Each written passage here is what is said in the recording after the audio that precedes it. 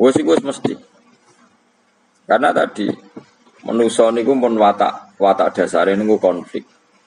Ya tadi misalnya pengurus masjid bahkan mungkin organisasi-organisasi perdamaian itu pas rapat ya tukaran. Padahal organisasi ini perdamaian. Ya, tapi pas rapat lalu solusinya apa? Solusinya begini sih, tok debat gini. Padahal organisasi perdamaian, tapi ya tetap tukaran asal cek manusia.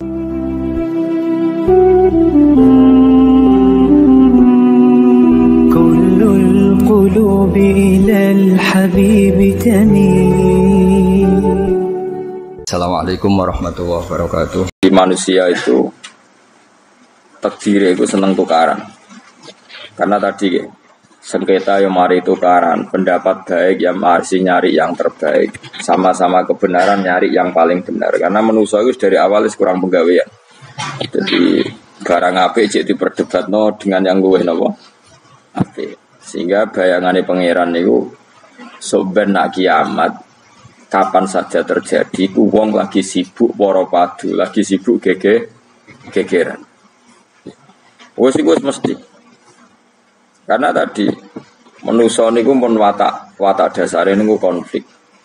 Ya tadi misalnya pengurus masjid bahkan mungkin organisasi-organisasi perdamaian itu pas rapat ya tukaran. Padahal organisasi ini perdamaian. Ya, tapi pas rapat, lalu solusinya apa?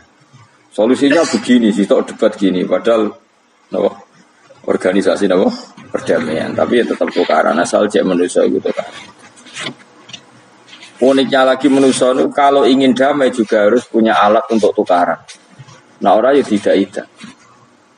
Lalu kalau nanti ngaji kitab dalam salah satu kitab ada makalah gini. Idza arad ta'asulha fasta'id dalil harbi. Kalau kamu ingin damai, maka siapkan alat perang sebanyak mungkin. Karena logikanya gini ya, kalau misalnya ada bajingan atau penjahat, dia punya bom, punya pedang, terus kamu sebagai orang soleh tidak punya apa-apa, bisa nggak bergening perdamaian?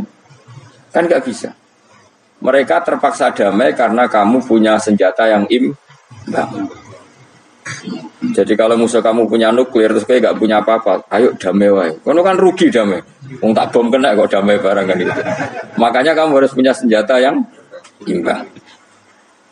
Makanya dalam tafsir-tafsir itu diterangkan ketika Allah menyuruh kita wa'iddu lahum mastata'tum min quwwati wa min ribatil khaili turhibuna bi aduwa. Kamu umat Islam harus menyediakan alat perang sebanyak mungkin.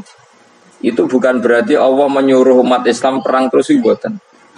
Dalam keadaan dunia yang banyak gesekan seperti ini, orang itu bisa damai justru kalau sama-sama punya senjata. Dan itu teori itu dipakai seluruh dunia. Sekamane cara sing didelok wong akeh sing ora jare. Misalnya Amerika kan terkenal dikjaya, Korea Utara ben dirgani Amerika kudu gawe senjata sebanyak-banyaknya. Ya sudah seperti itu sudah teori yang dikatakan Quran. Karena manusia punya watak dolim. Watak dolim itu nak ora diimbangi ya mesti yang satu diinjak. Makanya dalam fikih Islam itu lucu. Fikih rodok jorok tapi gelem ra gelem kayak kudu setuju. Nek cara fikih itu kayak dibojo ayu cek elek. Nek ra gelem mbok kumpuli ra wajib mbok nafakoi. Jadi kono iso ngancam gak buka duit ra tak kei. Ajane rodok jorok fikih. Itu cara fikih memang gitu. Perempuan itu tidak wajib melayani suaminya jika tidak dikasih nafkah. Lucunya fikih yang merovokasi sing lanang dan wong lanang ra wajib nafkahin ora digawe iku wis ora usah terangno iku opo. Jadi fikih itu karena ngikuti teori umum. Makanya Mbah Mun itu fikih kata beliau itu aku mbek fikih ini ra cocok. Aku mau omah tapi dagangan perkara itu. Tapi memang secara prosedur fikih gitu. Mana wong kiri-kiri itu pancen dia serang untuk jatah kelon karena ra iso nafkah itu. Itu cara fikih. Memang seperti itu. Karena kiri kok polahan, napa? Kiri kok pola. Karena nak kiri kudu ganteng. Jadi orang untuk jatah sing wedok sing seneng lah itu ijen untuk jatah. Tapi nek wis kiri elek nggak wis nolongso perkarane memang. Jadi karena seorang istri wajib melayani suaminya jika tidak kodab nafkah. Bahkan menurut fikih Islam itu boleh rafa. Jadi oleh Rafani Hakim, Pak Hakim suami saya kiri itu boleh. Dan itu bisa diceraikan oleh siapa? Hakim. Jadi Rafa. Karena tadi manusia itu yakhisimun di mental konflik. Dan mental konflik itu tidak dihilangkan Allah sama sekali kecuali nanti setelah di surga. Makanya Allah ngendikan apa? Wa naza'na ma fi sudurihim min ghillin. Jadi sifat dengki, sifat hasud itu dihilangkan nanti setelah di surga. Artinya di dunia itu antar wong saleh ya mesti hasud. Mana ada sing ora saleh, sing saleh wae kudu hasud. Ya senine. Waktu Indonesia ini rebutan dari presiden iku rebutan masjid geger. Bahkan rebutan ngeklaim nak salate paling sah, korekoe paling bener iku ya geger. Padahal yang ngerti otoritas itu yang pangeran, tapi manusia tetap menang kalah kowe geger. Bisu sak PT udah sering dalan ya geger. Kalau sering Pak bis balapan itu kadang kisah nopo sak PT, sak PO itu. Karena nanti bayangannya pangeran itu ya mesti terjadi yang pangeran sing ngendikan kiamat itu tak khuduhum wahum ya kisimu. Jadi penuramen yasinan tok ora paham tak tulung. Bangunan ora paham bangeten. Wahum fi ghaflatin minha bitakhasumin wa tabayu'in wa aklin masyubin. Mesti manusia itu di mental takhasum saling berebut. Makanya cita-citanya Sayyidina Ali dawuh Sayyidina Ali ana awaluman yatsu baina yadayir rahmanil khusumah dari Sayyidina Ali. Saya nanti pertama ketemu pangeran itu akan melaporkan musuh-musuh saya. Jadi cita-cita ini. Aku lah di rencana ngono. Aku lah di seru, apa? Jebule bareng lapor kuala wah ya nyoro. Sayyidina Ali beda wae anak gue wis lapor jebule. Salah. Karena apa? Ya itu tadi. Manusa itu wis pokoke ngono. Pertama manusa itu Nabi Adam. Iku ya wis geger mek malaikat. Dari pangeran Adamu khalifah, dari malaikat khalifah kok manusa mesti seneng geger. Tapi malaikat protes itu ya geger dhewe. Wong pangeran sing duwe kawula kok ngangkat digegeri. Mengan pangeran ra trimo. Wong aku sing duwe makhluk gawe aturan kok mbok gegeri. Iku pangeran. Jadi manusia pertama itu seribet. Pertama ribet be malaikat. Bareng Qabil be Habil ya ribet be dulur. Mulai dhisik perkara wedokan. Terus kunane kunong wedok mari ribet. Kalau nong wedok tambah ribet. Soalnya doanya itu seribet tes dinikmati wae no. Dinikmati. Makanya banyak orang top itu. Kalau punya kenalan banyak orang top. Niku ribet itu di manage. Jadi ada salah satu tokoh Indonesia itu terkenal sekali. Nak pidato ra kontroversi ra iso turu. Tapi nak wis pidato wong bingung kabeh iso turu. Niku saya sangat kenal orangnya. Saya ngerti supire takoki, "Mau piye? Tak pidato ini bingung ta." Nak dijawab ra bingung kecewa deh. Dene jawab wah bingung sedanten. Wah, seneng itu iso turu deh. Karena memang konflik itu manusia tetap seperti itu. Jadi apa? Kebaikan pun makanya ada guyonan ini betul kisah nyata ini, tapi reputasi negaranya ini karena sensitif. Ada negara tertentu yang muadzin itu digaji 30 juta. Jadi orang melarat ya muadzin itu 30 juta. Naiknya BMW. Imamnya itu digaji 70 juta. Hitung saja kalau 70 juta satu bulan satu sholat berapa? 70 dibagi 30. Kira-kira berapa satu hari? 2 juta ya, sekitar 2 juta 200 lah. Enggak kayak Indonesia, imamnya fakir-fakir terus muadzinnya fakir-fakir. Dikira itu satu prestasi negara itu karena mengapresiasi, menghormati muadzin dan imam. Jebule sing kiai Indonesia aja penak, madheman ke salat terus. Mas lah madheman ke salat terus lah ono gajine ngono. Akhirnya kecewa. Semenjak itu ora berani cerita prestasi negara itu pada Indonesia. Ya dia itu bangga negaranya itu menghormati imam sampai digaji muadzin digaji.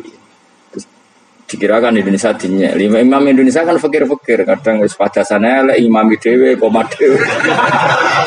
Macam-macam. Nah.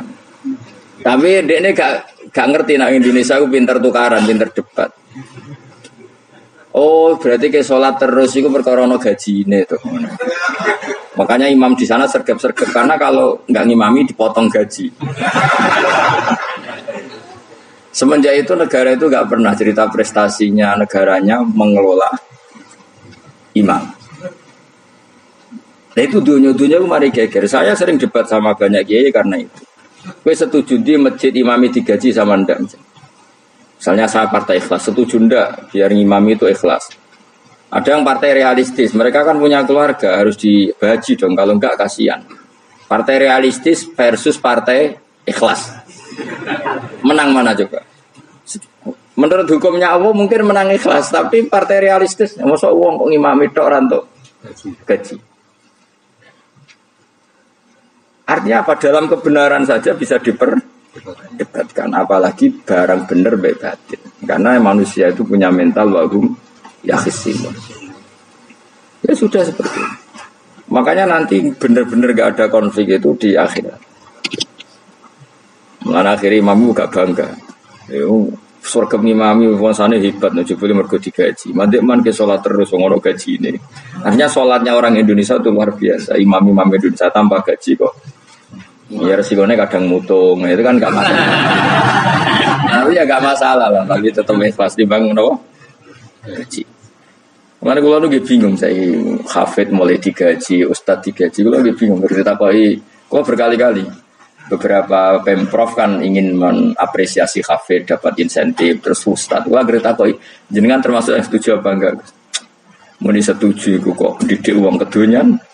Muni ras setuju hafid betul duit kok ora oleh. Aku yang mendingin, wong alim reso mikir dunia, itu yang tanya itu kadang gubernurnya tanya saya, bupatinya tanya saya, Gus di daerah mana-mana itu ustadz, guru madrasah itu dapat insentif, terus jenengan Rembang setuju apa enggak? Aku jawab yo, ngelatih ustadz seneng duit, yo rapi, nentang ustadz itu rezeki yo rapi, ustadz fakir yo agak tenan. Nah, kalau kan mau keramat, gak mati masalah, cara orang untuk gaji. Tapi kan tidak semua orang keramat. Mulai mau keramat untuk gaji tetap gagal. Tapi rata-rata ustadz kan tidak keramat. Gak keramat, bujune cerewet. Kalau mertua. Nggak, kalau sampean misalnya jadi, nggak ini cerita wakisimun. Seman setuju nggak kalau ada hafid itu dapat insentif? Ayo ngaco. Setuju ora? Loh, setuju hafid. Terus gue senang hafid itu di mental materialistik. Setuju tak? Nggak. Terus gue setuju. Hafid radio duit. Oh jadi ya, jadi ngurusi aku. Jadi memang kebaikan saja bisa diperdebatkan.